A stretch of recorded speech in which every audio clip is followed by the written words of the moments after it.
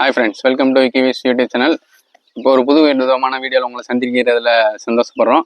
இந்த வீடியோவில் நம்ம எதை பற்றி பார்க்க போகிறோம்னா, கோழிகளுக்கு தேவையான தீவனம் வந்துட்டு தயாரிக்க போகிறோம். என்னது தீவனம் தயாரிக்க போகிறீங்களா அப்படின்னு கேட்குறீங்களா? ஆமாங்க, அது என்னன்னா கரையான் வந்துட்டு உற்பத்தி பண்ண போகிறோம். கரையான் வந்து கோழிகளுக்கு தேவையான சிறந்த சத்துள்ள உணவு. அதை எப்படி தயாரிக்கிறன்றத வீடியோக்குள்ளே போய் பார்க்கலாம். வீடியோக்குள்ளே போகிறதுக்கு முன்னாடி நீங்கள் இன்னும் நம்ம சேனலை சப்ஸ்கிரைப் பண்ணாமல் பார்த்துக்கிட்டீங்கன்னா மறக்காமல் சப்ஸ்கிரைப் பண்ணி வச்சுக்கோங்க. வாங்க வீடியோக்குள்ளே போகலாம். இதான் பாட்டா வச்சு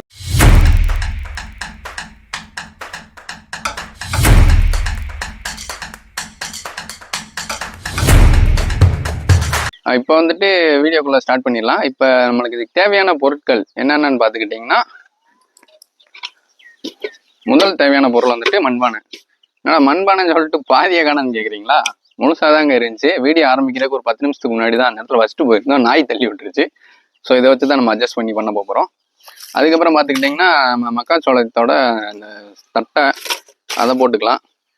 அதுக்கப்புறம் நம்ம தென்னை மரத்துல இருந்து எடுத்துகிட்டு வந்த சிராகு அதையும் வச்சுக்கலாம். அதுக்கப்புறம் பார்த்துக்கிட்டிங்கன்னா சாக்கு, நல்லா சணல் சாக்காக இருக்கணும்.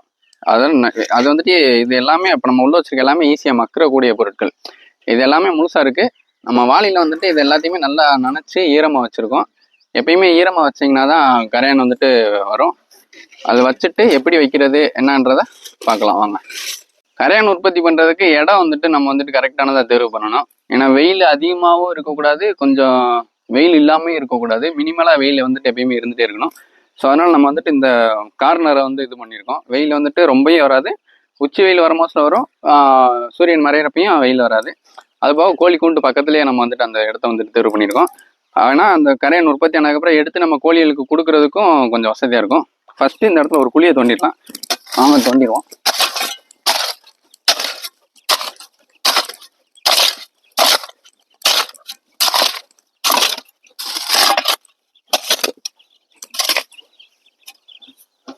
ஓகே ஃப்ரெண்ட்ஸ், வந்து நம்ம வந்துட்டு சின்னதாக ஒரு குழியை தோண்டிட்டோம்.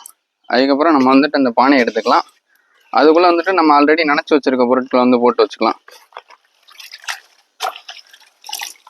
ஃபஸ்ட்டு வந்து அந்த மக்காச்சோள சோகையை போட்டுக்கலாம். அதுக்கப்புறம் அந்த தென்னை மர சிராக போட்டுக்கலாம். இருக்கிற எல்லாத்தையும் எடுத்து போட்டாச்சு. கடைசியாக நம்ம வந்துட்டு அந்த சணல் சாக்கு, நினச்சி வச்சுருக்க சணல் சாக்கு அதையும் போட்டுக்கலாம்.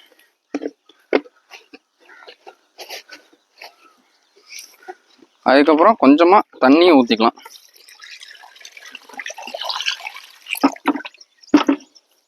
இப்போ எல்லாமே ரெடியாக இருக்குது. நம்ம குழி தோண்டின இடத்துல வந்துட்டு இதை வந்துட்டு புதைச்சி வச்சிடணும்.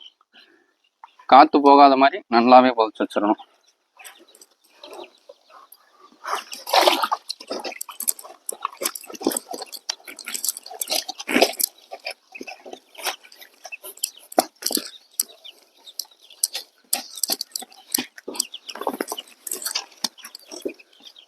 நல்லா எல்லா பக்கமுமே மண்ணை வச்சு சரிசமமாக காற்று போகாத அளவுக்கு, பூச்சிகள் எதுவும் உள்ள போயிடாத அளவுக்கு நல்லா பொத்திட்டு இருக்கோம்.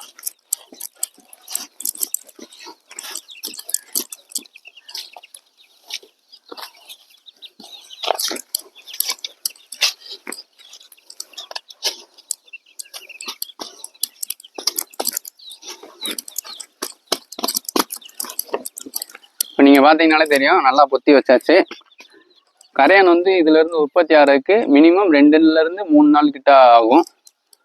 இப்போ வந்துட்டு இந்த வீடியோ முடிச்சுக்கலாம். 2 நாளுக்கு அப்புறம் வந்துட்டு இதில் கரையான் வந்திருக்கா, அப்படி வந்திருந்தா அதை கோழிக்கு எடுத்து போடுவோம். அது எப்படி சாப்பிடுது, அதை கரையான் நம்ம வந்துட்டு கோழி கொடுக்குறனால நம்மளுக்கு என்ன பெனிஃபிட்டு, அதில் இருக்கிற சத்துக்கள் எல்லாத்தையுமே வெயிட் பண்ணி பார்க்கலாம். வணக்கம் மக்களே, இன்னைக்கோட நம்ம வந்துட்டு கரையானை வச்சு 3 நாள் ஆச்சு. இந்த கரையான் வந்துட்டு இப்போ கரையான் செட் ஆகிருக்கா, கரையான் வந்திருக்கா, இப்போ நம்ம பார்க்க போகிறோம். வாங்க பார்த்துடலாம்.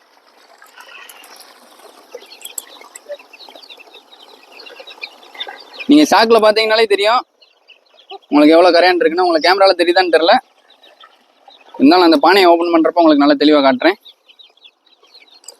நீங்கள் பார்த்தீங்கனாலே தெரியும், இங்கே 2 கரையாக ஓடிட்டுருக்கு. பானையை ஓப்பன் பண்ணிடலாம் ஃப்ரெண்ட்ஸ். இங்கடா ஒன்றா கூட காணா, பானைக்குள்ளே ஒரு 5 கரையான் இருக்கு. ஆஹா, அனைத்துமே கீழே தான் ஃப்ரெண்ட்ஸ் இருக்கு. இங்கே பாருங்க எவ்வளோ கரையான் இருக்குன்றது. உங்களுக்கு நல்லாவே தெரியும்.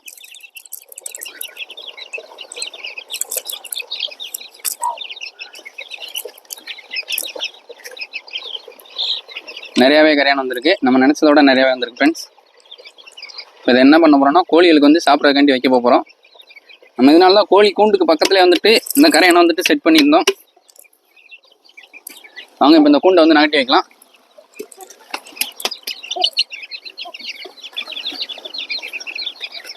நம்ம கொஞ்சமாக வந்து மக்கிற பொருள் வச்சனால தான் கொஞ்சமான கரையான் வந்திருக்கு. நம்ம இதோட இன்னும் அதிகமான மக்கிற பொருள் வச்சோம்னா இன்னும் அதிகமாகவே கரையான்ஸ் வரும்.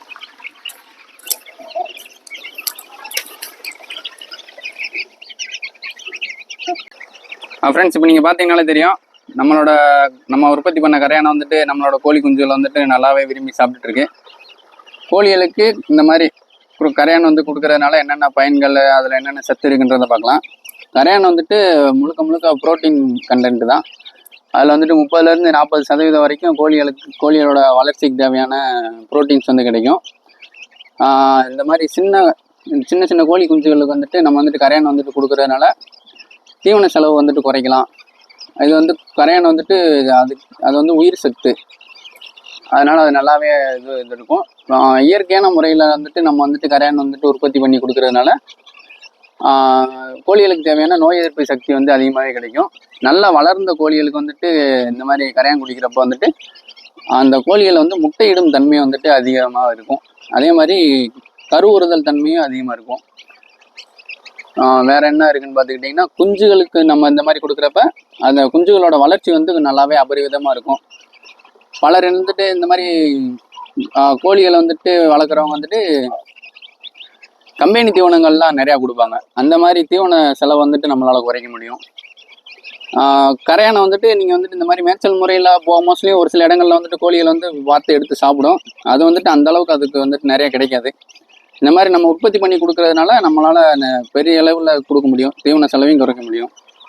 இப்போ நம்ம வந்துட்டு உங்களுக்கு வீடியோவில் காட்டணுன்றக்காண்டி சின்ன அளவு மட்டும்தான் ரெடி பண்ணி வச்சுருக்கோம். இந்த மாதிரி 4-5 வச்சு ரெடி பண்ணி வச்சுருந்தோன்னா அடுத்தடுத்த நாள் நம்மளுக்கு ரெகுலராக வந்துட்டு நம்மளால் இந்த ஃபீடை வந்து கொடுக்க முடியும்.